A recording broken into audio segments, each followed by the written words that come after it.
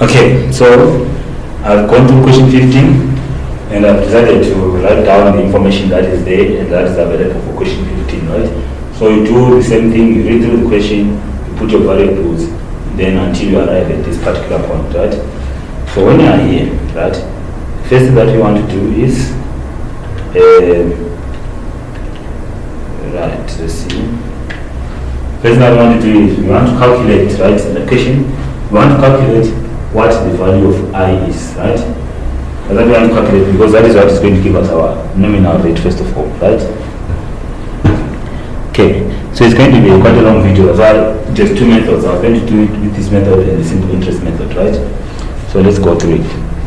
So what do we have then? So we have 4,500,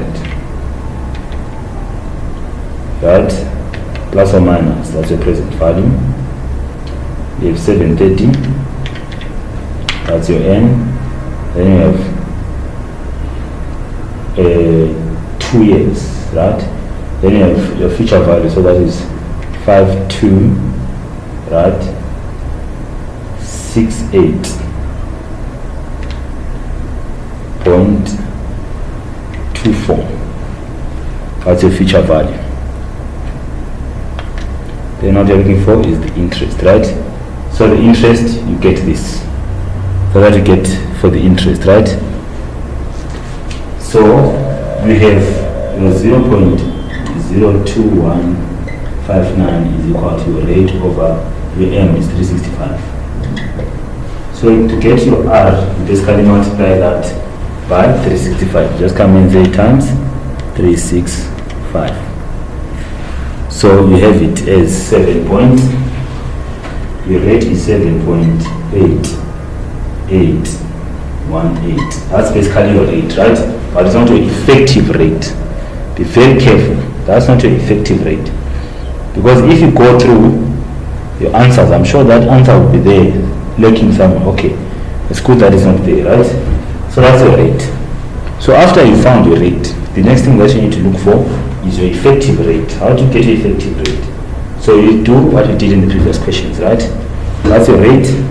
So you cancel this. So you have your nominal is 7.8818.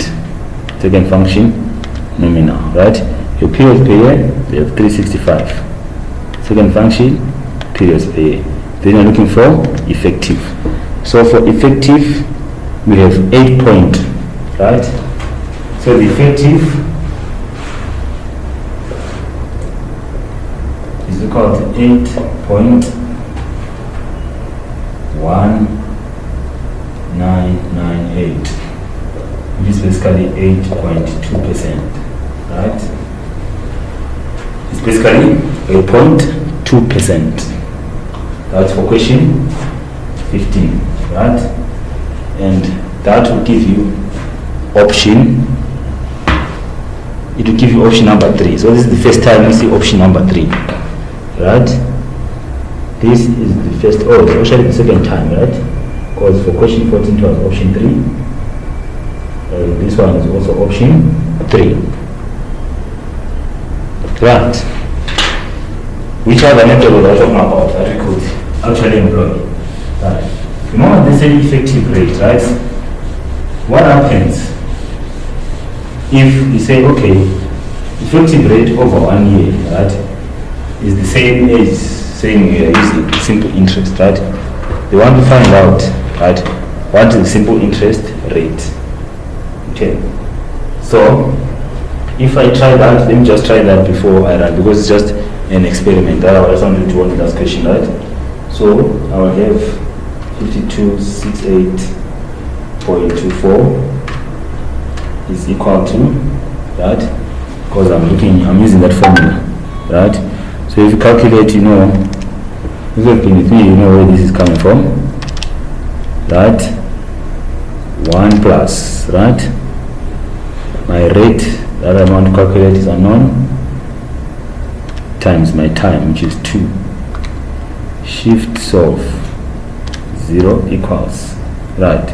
I'll get 85%, which is, I'll get 8.5%, which is wrong, right?